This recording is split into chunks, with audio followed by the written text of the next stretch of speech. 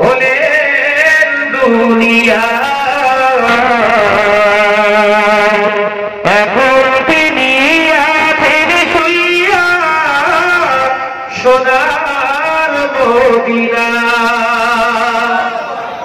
হবে না কিনলে হবে না রাসূল আমার ভালোবাসা, রাসূল আমার ভালোবাসা, রাসূল আমার প্রেম বিরহে মূল আলোচনায়, রাসূল আমার কাজে করবে অনুপ্রেরণা। আল্লাহুম্মা সাল্লি আলা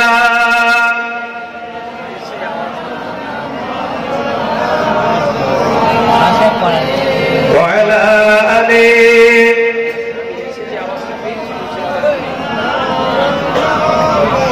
وقال الله تعالى في كلامه المجيد والفرقانه الحميد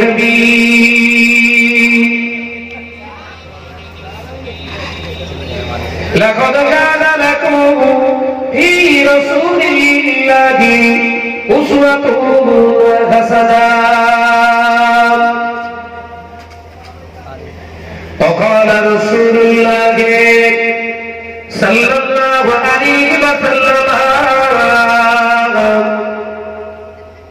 من أحب سنتي فقد أحبني ومن أحبني كان معي في الجنة أو كما قال عليه السلام। হাজির মজলিস,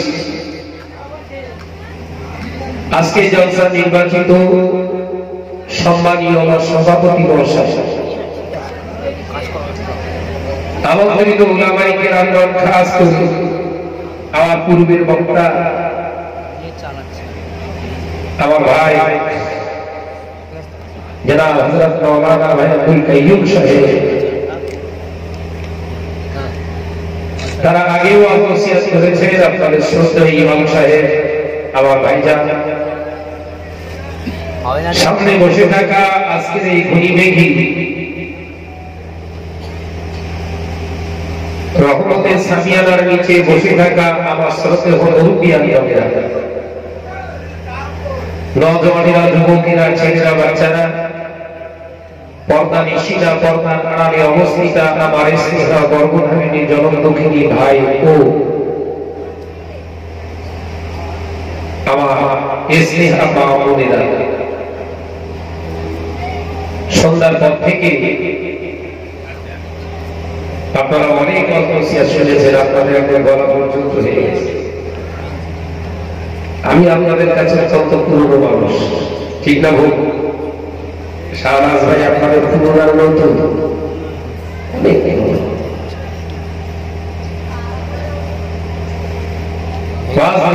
আজকে এত সমাজে হচ্ছে ধারণার বাইরে। আগে সব মুরব্বীরা জলসা মাহফিল দিত তারা, দাড়িওয়ালা টুপিওয়ালা নামাজিরা, এখন দেয় কারা?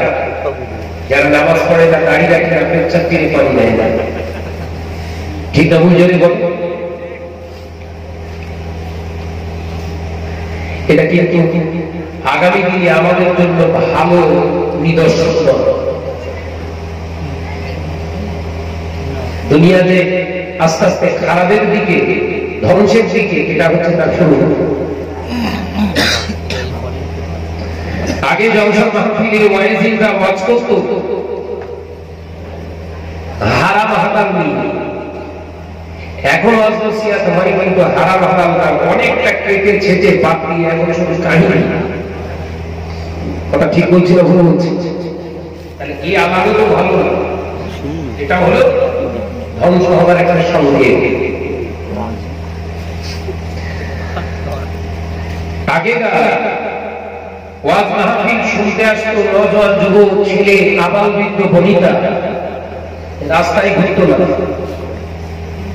হই হই করে ঘুরতো না। এখন কিন্তু জলসা মাহফিল অধিকাংশ ছেলে মেয়েরা ঘুরতে আসে, শুনতে না। ঠিক না ভুল জমি বলে এই আলামত কিন্তু ভালো, এই আলামতটা ধ্বংসের ইঙ্গিত। ওই জন্য আমার আল্লাহ পাক বললেন, হাবিব পৃথিবীর জমিনে আমি আপনাকে পাঠিয়েছি মানব জাতির জিন্দেগি নিদর্শন স্বরূপ আপনাকে দেখে এরা যেন শিখে। একটা জমি বলবো সুবহান, জমি বলবেন না। আমরা এখন নবীকে দেখি, আমরা দেখে এখন সমাজ, ঠিক না ভুল জমি বলবো। কোন সমাজ? যে সমাজে হালালের কোনো লেশ নেই, হালালিয়াতের কোনো কাজ নেই, ওই সমাজটা দেখে আমাদের ঘরের ছেলে মেয়েরা শিখতে চাইছে। ঠিক না ভুল জমি বলে নাজাত পাওয়া যাবে না। আগেকার বক্তারা ওয়াজ নসিহত করত মনের ভিতরে কোনো ভয় সংকোচ হচ্ছিল না। আমাদের এখন বক্তব্য হয় সব ভয়ে হয়, যদি আগের বছর দাওয়া দেওয়া যায় কমিটির এমপি যার বক্তব্য চলে। ঠিক বলছি না ভুল বলছি? ভাইরা নজরে যুবকেরা, ছেলেরা, বাবারা, পর্দানিশীরা, মা বোনেরা, আল্লাহ নবী দিন দুনিয়ার বাদশা হাবিবুল্লাহকে, নবী জনাবে মুহাম্মদ রাসূলুল্লাহকে সাল্লাল্লাহু আলাইহি ওয়াসাল্লাম পাঁচ জবানে দাঁড়িয়েছিলেন। ও সাহাবারা, আমি রাসূলুল্লাহ সাল্লাল্লাহু আলাইহি ওয়াসাল্লাম পাঁচ জবানে দাঁড়িয়ে দিয়ে গেলাম। কিয়ামত বিরাট সম্মুখে নিদর্শিত হবে, কিয়ামত পৃথিবীর জমিনে সংঘটিত হবে। তার কয়েকটি আলামত আমার আল্লাহ তিনিও জিবরিল আলাইহিস সালামের মাধ্যমে জানিয়ে দেন। কিয়ামত হবে তার সিমটম নমুনা আল্লাহ জিবরিল আলাইহিস সালামের মাধ্যমে আমি রাসূলুল্লাহকে জানিয়েছেন। জোরে বলুন, এটা বলবেন না?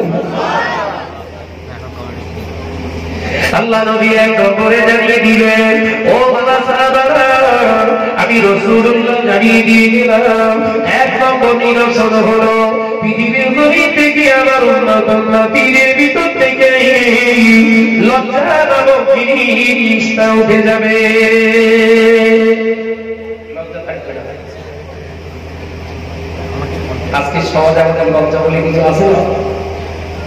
কথা বলছেন আছে? লজ্জা যদি থাকতো আমাদের ঘরের ছেলেরা, আমাদের ঘরের মেয়েরা এই এত সুন্দর একটা মাহফিলে উপস্থিত না হয়ে এই রাত্রে, এখন রাত প্রায় 12টা বাজছে, সব থেকে যে ঘুরতে বলেছি কিছু হেরিয়ে গিয়েছে, ভুল বলতে বলছে খুঁজতে খুঁজে পাচ্ছে না।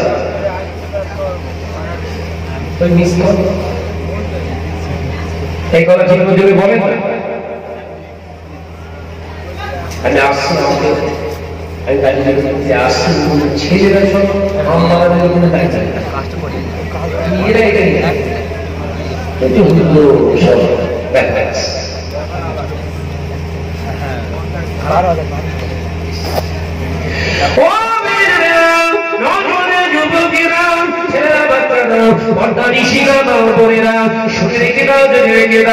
ওই অবস্থায় যদি ওই পুরুষগুলো দেখা ছেলেগুলো যদি ওই অবস্থায় মারা যায়, ওদের নিয়তটা খারাপ হওয়ার কারণে, ওদের উদ্দেশ্যটা খারাপ হওয়ার কারণে আমার আল্লাহ তাআলা ওদের কবরের আযাব কিয়ামত পর্যন্ত বন্ধ করবে না। এই নজরের যুবকেরা, হয়তো ভাই শাহনাজের কথা খারাপ লাগে, হয়তো শাহনাজ ভাইয়ের কথা হয়তো তোদের মনে কষ্ট দেয়, রাগ হয়, কিন্তু আমি তোদের খারাপের জন্য আসি না, আমি এসেছি তোদেরকে বোঝাতে, কারণ তোরা হলি আমার কলেমার ভাই। ওরা কারা? আমার ভাই না? এই কথা বলছেন আমার ভাই, তো আমার ভাইরা অনলাইন করলে আমাদেরকে ফিরিয়ে আনতে হবে না, হবে না?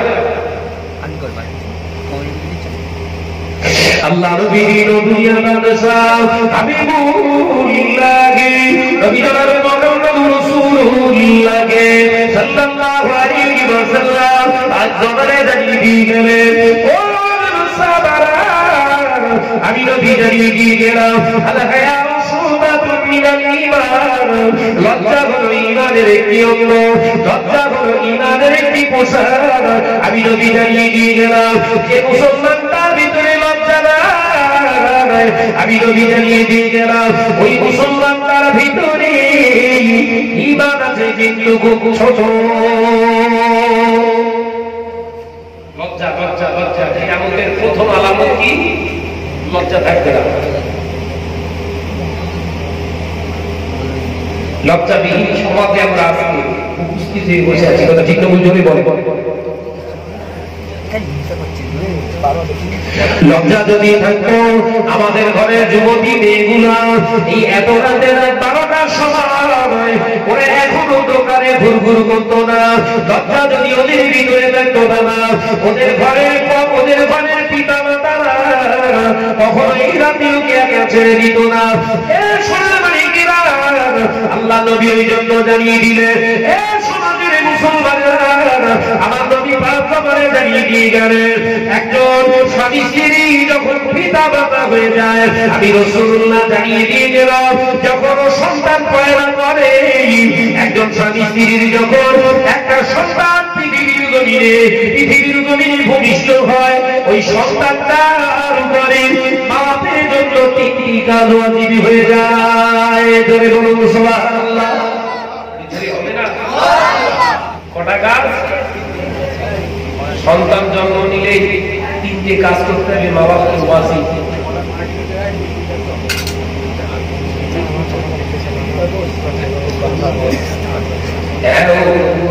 চা খালি করতে হবে, বলবি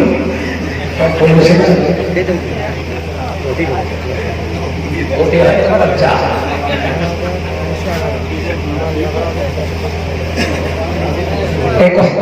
কথা মাথায় ঢুকছে, এমনি টেনশনে সব করে রয়েছে, আবার চা দিচ্ছে।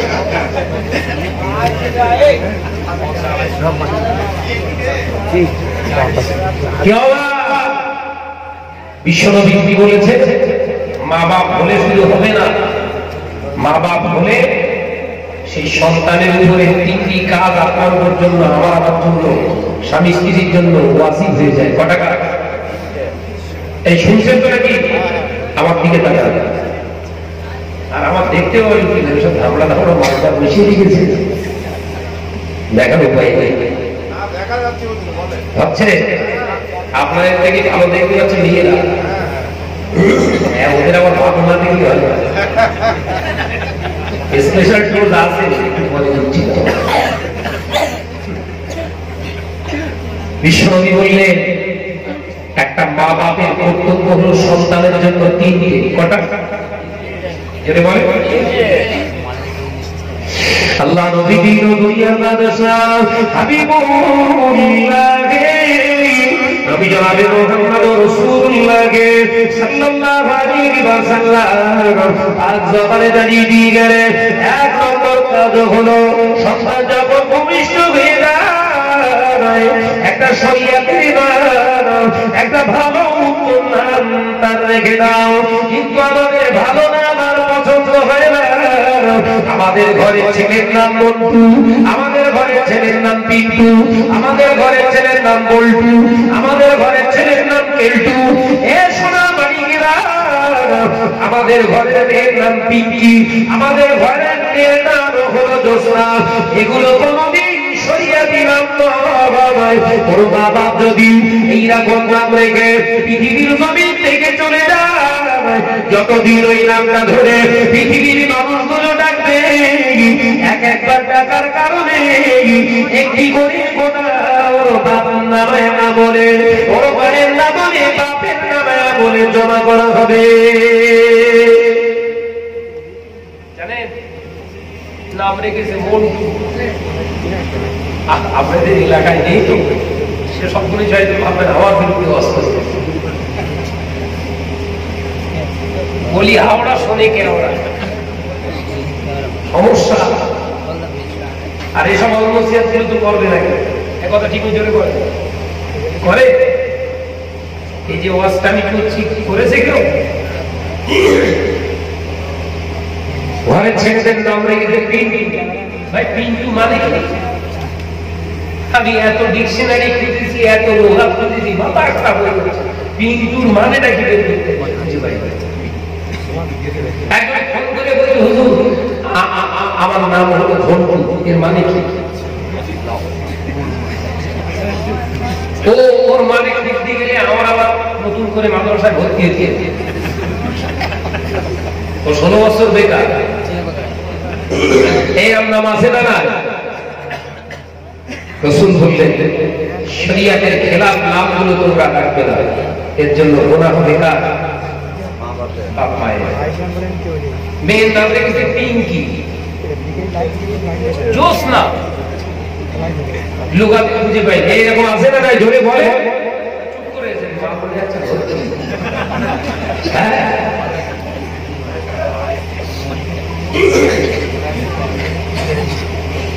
জোসনা পিঙ্কি লোগা কেটে কেটে পাচ্ছি না খোঁজ নিয়ে দেখলাম জোসনা কান্না না সেই আজকে যে বহুদিন আগে বেঁধে দিয়ে জোসনা বই বেরিয়েছিল, সেই সিনেমার নায়িকা ছিল, সেই সিনেমার নায়িকার নাম বলে জোসনা, তার নামে নাম রেখেছিল। তাহলে সেই মেয়েটাকে ছিল ইন্টারন্যাশনাল ব্যবসা দেহ ব্যবসায়ী, তার নামে নাম রেখেছে আপনি বহুদের মেয়ের নাম আস্তাগফিরুল্লাহ আযীম। ও জাহান্নামে যাবে না? যাবে না। এই কথা বলছেন না কেন? জিওলে লা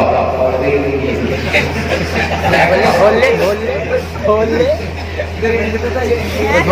ও শুনিরা যুবকেরা যারা বাচ্চারা পর্দা নিশিরা বোনেরা আল্লাহ নবীর দুনিয়া বাদশাহ হাবিবুল্লাহকে নবী জনাবে মুহাম্মদ রাসূলুল্লাহকে সাল্লাল্লাহু আলাইহি ওয়াসাল্লাম আজ জবানে দাঁড়িয়ে দিয়ে কোন মুসলমান যদি গায়ের কম মুসলিমদের নাম গ্রহণ করে কিয়ামতের দিন আমার আল্লাহ তাআলা তাদের কাছে দাঁড় করিয়ে হিসাব নেবে।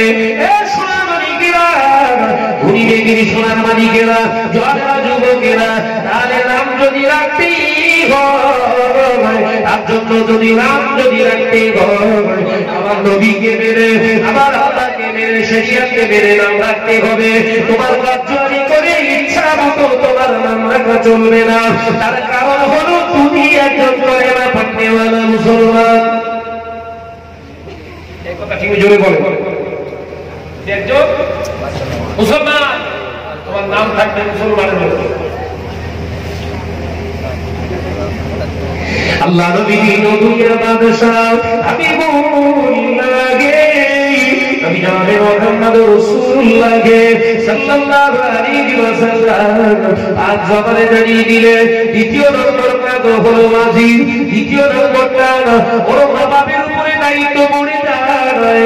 দ্বিতীয় নম্বর দায়িত্ব হলো ওকে উত্তম শিক্ষায় শিক্ষিতা বানাও, এমন একটা শিক্ষা দাও, এমন একটা পঠন পাঠন দাও, এমন একটা ওর জীবনে এডুকেশন দাও যার দ্বারা তুমি মা বাপ এবং আমার নবী বললেন মা বাপকে চিনতে পারে এবং আল্লাহ রাসূলকে যেন চিনতে পেরে যায়। একটু জোরে হবে না? কি শিক্ষা দিতে হবে? যে শিক্ষার ভিতরে ওর বাপ আর মাকে যেন চিনতে পারে। চিনতে পারা বুঝেছে? যে মা বাপকে চেনে সে মা বাপকে কোনো কষ্ট দেয় না। এই মা বাপকে চেনা বুঝতে পেরেছেন নাকি? যে মা বাপকে চেনে সে মা বাপকে কোনোদিন কষ্ট দেবে না। আর যে মা বাপকে চেনে না ওই বইয়ের জন্য মাকে আঘাত করে, বাপকে আঘাত করে। কথা ঠিক না? এরকম মা আছে না? বউ বলছে দুধ খালি খাওয়া খাই, ঝামেলা নিতে পারবো না, কত ঝামেলা নিতে পারবো না। মা বাপকে টাকা দিয়ে দাও, মাসে মাসে মা বাপকে টাকা দিয়ে দাও, রান্না করে খাবে, সুপ্রিম কোর্ট আইন পাস করছে আর ঘরে সুপ্রিম কোর্টের জজ বলতেছে সব কেটে বাদ দাও। এর নাম লোক হয়ে গেছে 70 বছরের বৃদ্ধ লোক এসেছে, হাত তুলে হাও হাও দিয়ে কাঁদছে। কি হলো বাবা, কি হলো? হুজুর আমার জন্য একটু দোয়া করেন না, আমরা স্বামী স্ত্রী বেঁচে আছে, আমরা যেন তাড়াতাড়ি বলে যাই। বড়দের দোয়া করা যাবে? তো বৃদ্ধ লোকটা হাওয়া হাও করে কাঁদছে, বলছে আমার জন্য একটু দোয়া করে, আমি যেন মারা যায়। বাবা যে সব দোয়া করতে নেই, দোয়া হবে হারাম করা যায় না। আপনি দোয়া করুন, কেউ নেই আপনার দেখা? বলে বাবা আমার দুটো ছেলে আছে, বড় ছেলেকে শিক্ষিত বানিয়েছি, ছোট ছেলেকেও শিক্ষিত বানিয়েছি। ও আল্লাহর বান্দা, আমি বলছি আমার বড় ছেলেটা হলো ইংরাজিতে, এখন সে বিরাট বড় মাস্টার, হাই স্কুলের আপনার ইংরেজির টিচার, মাসে তার প্রায় 45,000 টাকারও বেশি মাইনে। আমার ছোট ছেলেটা এই হলদিয়াতে একটা কেমিক্যাল কোম্পানিতে চাকরি করে, তার মাইনে প্রায় 30,000-এর মতো। এই দুটো ছেলে আমাদের এই বুড়ো বুড়ির ঝামেলা তারা নিতে চায় না। কত কষ্ট, 30 আর 45, 75,000 টাকা মাসে ইনকাম করে, মা বাপকে দেখার লোক নেই। আর শিক্ষাটা উল্টো হয়েছে না, হলো চুপ করে যায়। আমি আপনাদের ভাই মোহাম্মদ সারোয়ার, বড় হয়েছি, আল্লাহ আমাকে বড় বানিয়েছে। আমি পৃথিবীর জমিনে বহু জায়গায় জনসভা ফিরে যায়, হাজার হাজার নয় লক্ষ লক্ষ মানুষ পাগলের মতো হয়ে থাকি। সারা ভাই কখন আসবে, হাজার হাজার নজর পাগলের মতো হয়ে থাকি। তখন সারা ভাই আসবে, সারা ভাইয়ের অশূন্য, তারা হুজুর বলে, হুজুর বলে ডাকে। কিন্তু আমি বাড়িতে যখন যাই, আমার মায়ের কদম দুটো ধরে চুমা খায়, আমার মায়ের কদম দুটো ধরে আমি চুমা খাই। হতে পারি সমাজের হুজুর, আমার স্থান হলো আমার মায়ের কদমের নিচে। ধরে বলুন সুবহানাল্লাহ। যত বড় হুজুর হও না কেন, তোমার ঠিকানা মায়ের পায়ের নিচে। তাহলে নারী মর্যাদা কত বুঝতে পেরেছেন? হ্যাঁ, কত বুঝতে পারছেন? তাহলে নারী মর্যাদা কত বেশি, সেই নারীগুলো সেই মর্যাদার অধিকারী হয়ে রাত্রি ঘোরাঘুরি করতেছে। এর মতো নিরন্তর আছে? আলোচনায় কিন্তু ব্রেক কাটতে হবে, ধরে রাখতে হবে।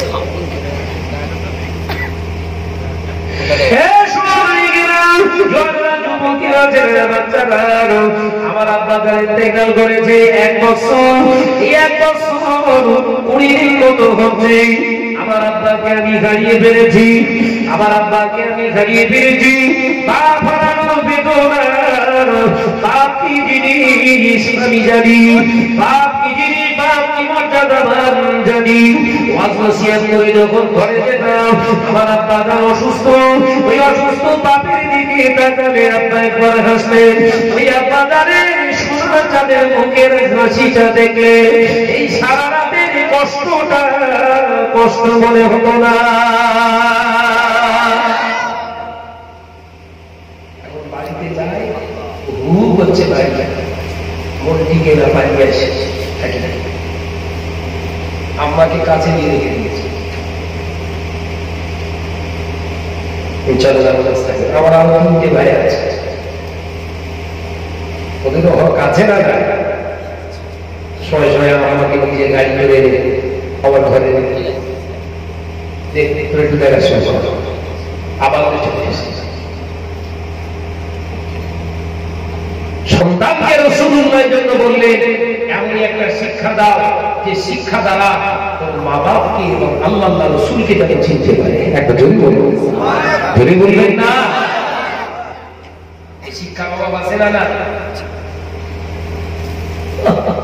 বিবি বলছে তুমি আমার চাও, তুমি আমার করলে তোমার ব্যবসা কিডনি কখন রকম বলে আবার জোরে বলে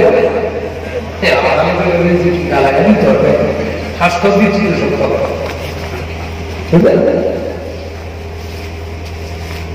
হুজুর পাচার করে খাচ্ছা তুমি আমার চাও, তুমি আমার করলে একটুখানি পরীক্ষা কর, গিয়ে ওদের হাত থেকে একটা ভুয়ো সার্টিফিকেট আনবে, ভুয়ো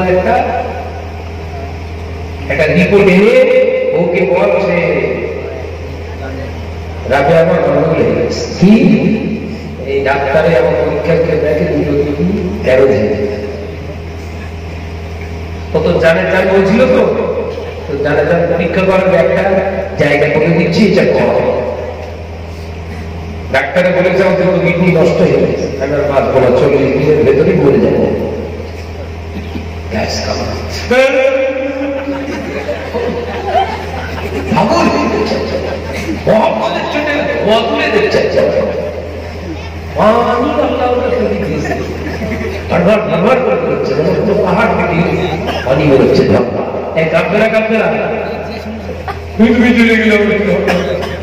ওই সময় তুই খেতে বলবে দাদা দাদা খাওয়া দিচ্ছিস দাদা অপশন একটা নিয়েছে ডাক্তার, এই 40 দিনের ভিতরে একটা কিডনি যদি আমার এই কিডনির জায়গায় প্রতিস্থাপন করে দেয় তাহলে বেঁচে যাবে, একটা কিডনি মানুষ বাঁচে।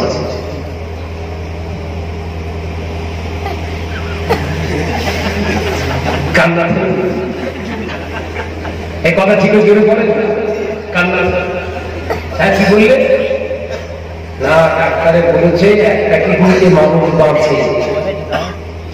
ডাক্তার বলছিল যে তোমার বইয়ের পরীক্ষা করে দেখা যেত দিদি যদি দুটো কিডনি ভালো থাকে একটা গল্প থেকে তোমার এবং বসিয়ে দিব, স্বামী স্ত্রী দুজনাই বাঁচা যাবে, তোমার একটা কিডনি দাও কিন্তু আমার জানা আমি বাপ বাড়ি যাবো। ঠিক বলছি না ভুল জোরে বল, চুপ করে রয়েছেন কেন? বলবে না আমি বাপ বাড়িতে যাবো। কেন বাপ বাড়িতে না বাপ বাড়িতে গিয়ে ফোন করছে আমি আর যাচ্ছি, জানের জান কোথা দিয়ে পালিয়েছে? পশ্চিম দিকে জানলা ভেঙে পালিয়েছে ভালোবাসা। ওই সম্রাটটা এই নজর আরো একটা মেয়ে ছেড়ে তোর ঘরে আছে, ওই মহিলার কাছে একবার জানা।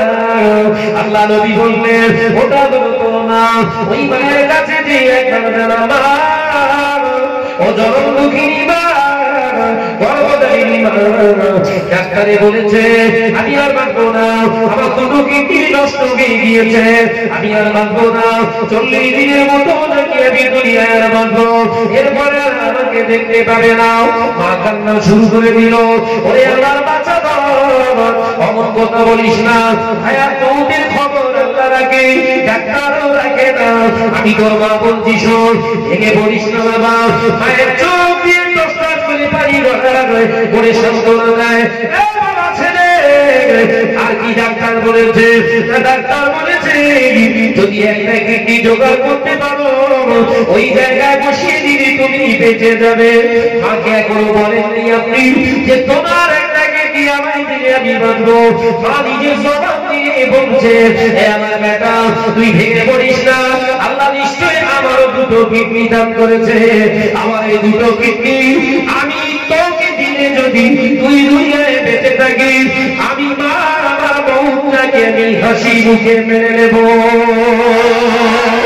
উনি বলবেন না এই দুটো মেয়ের মহব্বত এখনো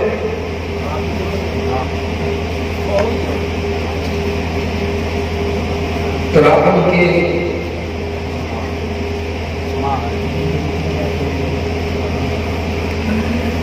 বাইরে হচ্ছে না। বিশ্বাসের ভালোবাসা যদি কেউ প্রদান করে, পৃথিবীর জমিনে বিশ্বাসের মহব্বত যদি কেউ তোর কাছে জায়গা করে, পৃথিবীর দ্বিতীয় কোন মহিলা নয়, সে হলো তোর মা। আরো জোরে বলুন সুবহানাল্লাহ। সেই মাকে কারণ কি? শিক্ষা দেয় না। আমি আমার মাকে সঙ্গে নিয়ে রেখে দিয়েছি। কেন? সেই এডুকেশন, শিক্ষা আমার মা বাবা আমাকে দিয়েছে। আব্বা আম্মা অসুস্থ হয়ে গেলে আর সব ভাইয়েরা রয়েছে, তারা খুব একটা এলাও করে না। বিবি ছেলেগুলো সংসার নিয়ে তারা ব্যাধি ব্যস্ত। আব্বা ইন্তেকাল করেছে, তার বার্ষিকে সালে সব সংসার দরকার আছে না? যার সব কাজ দিয়ে ফোন করে বললাম সব আয়োজন কর, আয়োজন কর। আমি অত কি খরচ টোটালি আমাকে করতে হচ্ছে। আমার শিক্ষা আমাকে বাধ্য করছে, এটা তো হক করতে হবে। ছোট ছোট বলবেন না।